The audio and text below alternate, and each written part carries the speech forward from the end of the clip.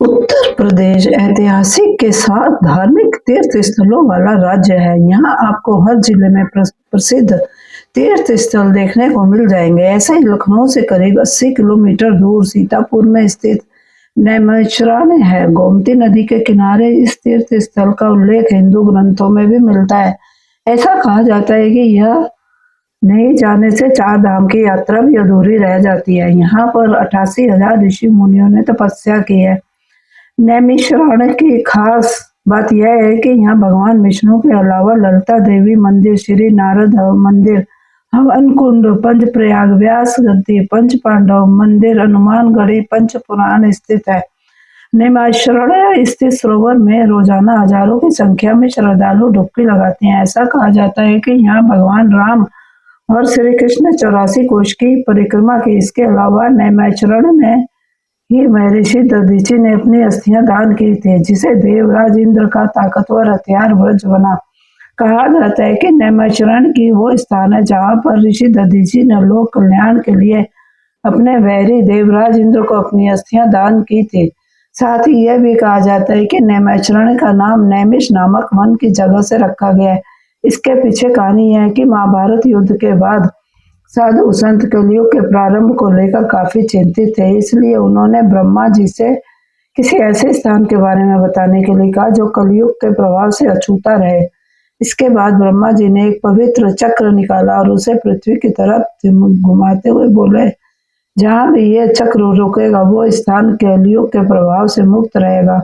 फिर ब्रह्मा जी का चक्र नैमिष वन में आकर रुका, इसलिए साधु संतों ने इसी स्थान को अपनी तपोभूमि बना लिया है। कहा यह भी जाता है कि ब्रह्मा जी ने खुद भी इस स्थान को ध्यान योग के लिए सबसे उत्तम बनाया था, जिसके बाद प्राचीन काल में करीब 88,000 ऋषि मुनियों ने इस स्थान पर तप किया था। इसके अलावा रामायण में भी यह उल्लेख है कि इस स्थान पर भगवान श्री राम ने अश्वमेध यज्ञ पूरा किया था और महर्षि वाल्मीकि लव कुश भी उनका मिलन इसी स्थान पर हुआ था। इसके अलावा महाभारत काल में युधिष्ठिर और अर्जुन भी इसी जगह से आए थे। इस स्थान के मुख्य आकर्षण की बात करें तो इनमें चक्र तीर्थी, भेतेश्वर नाथ मंदिर, व्यास गद्दी, हवन कुंड, ललिता देवी का मंदिर, पंच प्रयाग, शेष मंदिर, क्षेम काया मंदिर, हनुमानगढ़ी, शिवाला भारत जी का मंदिर, पंच पांडव मंदिर, पंच पुराण मंदिर, माँ आनंदमयी आश्रम, नारदानंद सरस्वती आश्रम, देवपुरी मंदिर, रामानुज कोट, अहोबिल मठ और परमहंस गौड़िया मठ शामिल है। कहा जाता है कि ब्रह्मा जी ने खुद भी इस स्थान को ध्यान योग के लिए सबसे उत्तम बताया था। इस स्थान के मुख्य आकर्षण की बात करें तो इनमें चक्र तीर्थी, भूतेश्वर नाथ मंदिर, व्यास गद्दी, हवन कुंड, ललिता देवी का मंदिर, पंच प्रयाग, शेष मंदिर, हनुमानगढ़ी, शिवाला भैरव जी का मंदिर, पंच पांडव मंदिर, पंच पुराण मंदिर, माँ आनंदमयी आश्रम, नारदानंद सरस्वती आश्रम, देवपुरी मंदिर, रामानुज कोट, रुद्रावर्त आदि शामिल है। नैमिषारण्य स्टेशन से लगभग 1 मील दूर चक्रतीर्थ सरोवर है। यह एक बड़ा गोलाकार जलाशय है।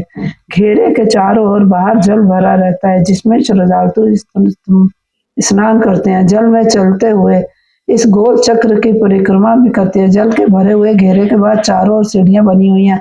यहाँ विभिन्न देवी देवताओं के मंदिर है। मुख्य मंदिर भूतनाथ महादेव का है। चक्र तीर्थ के बारे में कथा प्रचलित है कि एक बार 88,000 ऋषि मुनियों ने ब्रह्मा जी से निवेदन किया कि जगत कल्याण के लिए उन्हें तपस्या करनी है और तपस्या के लिए दुनिया में सर्वश्रेष्ठ, पवित्र, सौम्य और शांत भूमि के बारे में बताए। यह घटना महाभारत के युद्ध के बाद की है। ऋषि मुनि कलयुग के प्रारंभ को लेकर भी चिंतित है। ब्रह्मा जी ने अपने मन से एक चक्र उत्पन्न करके ऋषियों से कहा कि इस चक्र के पीछे चलते हुए जाएं। जिस भूमि पर इस चक्र का मध्य भाग यानी नेमी खुद गिर जाए तो समझ लेना कि पृथ्वी का मध्य भाग वही है। ब्रह्मा जी ने यह भी कहा कि वह स्थान कलयुग के प्रभाव से मुक्त रहेगा।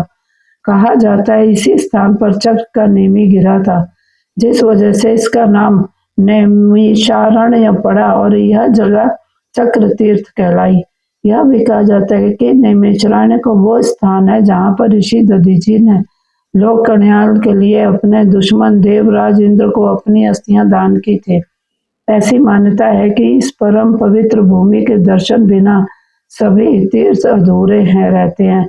नैमिषारण्य की परिक्रमा भी की जाती है। यह 84 कोस की परिक्रमा है। परिक्रमा हर साल फाल्गुन मास की अमावस्या के बाद की प्रतिपदा तिथि से शुरू होकर पूर्णिमा तक चलती है। यहाँ पंचप्रयाग नाम से एक पक्का सरोवर है। सरोवर के किनारे अक्षयवट नामक वृक्ष है। नैमिषारण्य में व्यास शुकदेव का मंदिर है। मंदिर के बाहर व्यास जी की गद्दी है। यहाँ दशवमेघ टीला पर एक मंदिर में श्री कृष्ण और पांचों पांडवों की मूर्तियां हैं।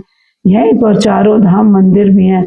महर्षि गोपाल दास जी के द्वारा स्थापित जगन्नाथ धाम, बद्रीनाथ धाम, द्वारकाधीश धाम और रामेश्वर धाम के मंदिर हैं।